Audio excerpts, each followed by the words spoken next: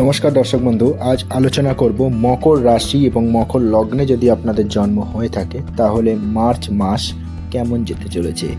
March 2025 মকর রাশির এবং মকর লগ্নের জাতক জাতিকাদের জন্য খুব যে খারাপ তা নয়, তবে খুব ভালোও যাবে না।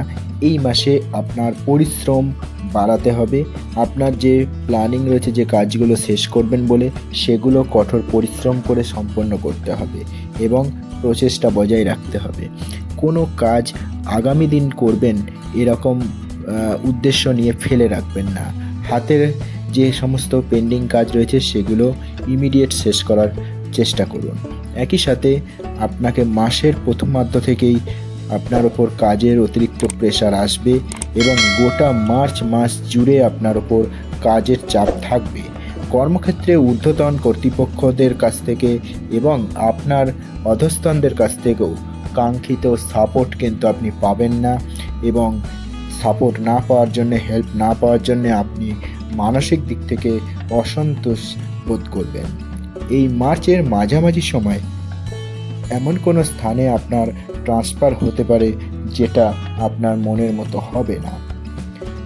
মার্চে আপনার যে সমস্ত কাজগুলো পেন্ডিং রয়েছে সেগুলো যথাসাধ্য নিয়ম মেনে, পদ্ধতি মেনেই আপনি কিন্তু সম্পন্ন করবেন, অন্যথায় কোনো ধরনের পানিশমেন্ট আসতে পারে। এবং আপনার কর্মক্ষেত্রে বা ব্যবসায় কোনো ব্যক্তিকে অন্ধভাবে বিশ্বাস করবেন না, প্রতারিত হওয়ার যোগ রয়েছে।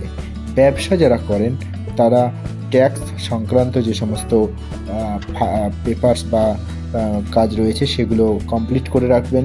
মাসের শেষের দিকে আপনার ব্যবসা ক্ষেত্রে কিছুটা মন্দা আপনার মধ্যে একটু আতঙ্ক সৃষ্টি করতে পারে, চিন্তিত থাকতে পারেন, এবং আপনার যারা কম্পিটিটর রয়েছে তাদের সাথেও কিন্তু আপনার যথেষ্ট প্রতিযোগিতা চলবে।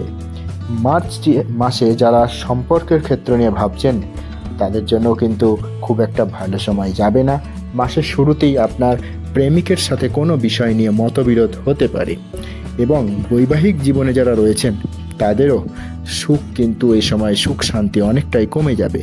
ভালো স্বাস্থ্য এবং সম্পর্ক বজায় রাখার জন্য তাই আপনাকে বিশেষ যত্নবান হতে হবে, এবং হনুমানজি পূজা এই মাসে করতে থাকুন, তাহলে কিছুটা কুপ্রভাব থেকে মুক্ত হতে পারেন।